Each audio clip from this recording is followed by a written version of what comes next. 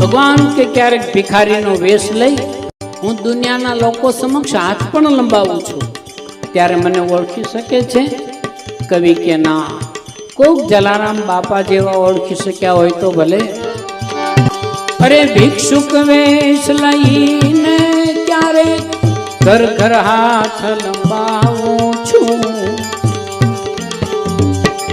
ત્યારે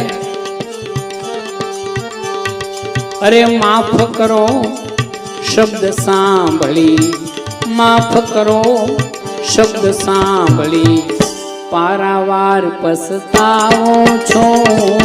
હે માનવ વિશ્વાસ કરી